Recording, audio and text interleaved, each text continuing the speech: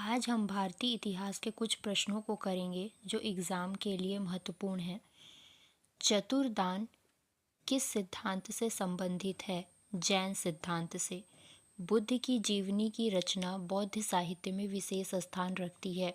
बुद्ध की पूर्ण जीवनी समाहित है महायान बौद्ध सूत्र ललित विस्तार में। कौटिल्य ने किस राजमार्ग को मौर्यकालीन अर्थव्यवस्था के लिए सर्वाधिक उपयोगी बताया था? प्रतिष्ठान श्रावस्ती राजमार्ग को। 5वीं सदी के तमिल महाकाव्य सिलप्पादिकारम में किस नदी की स्तुति की गई है? तो कावेरी नदी की गई है। विजयनगर साम्राज्य के संदर्भ में कुदरई चट्टी शब्द का संबंध किससे है? घोड़े के व्यापारियों से। अभिज्ञान शाकुंतलम और गीत गोविंद का अंग्रेजी अनुवाद करने का कार्य किसे दिया गया था? विलियम जोन्स को। इंग्लैंड्स डेप्ट टू इंडिया नामक पुस्तक किसने लिखी है? लाला लाजपत राय ने।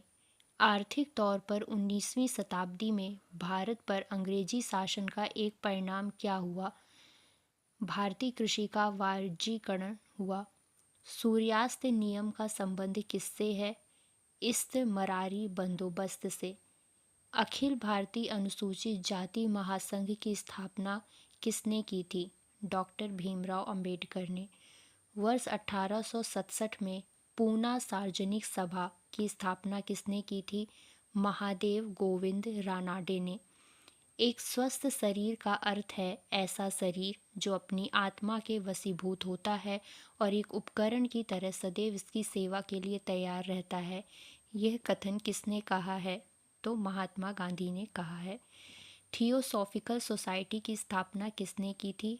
मैडम ब्लावत्स्की एवं कर्नल आलकाट ने। हंटर समिति का गठन किस हेतु किया गया था?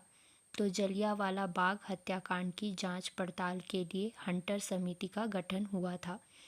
भारतीय इतिहास के संदर्भ में डिगी बर्ड प्लान किससे संबंधित है?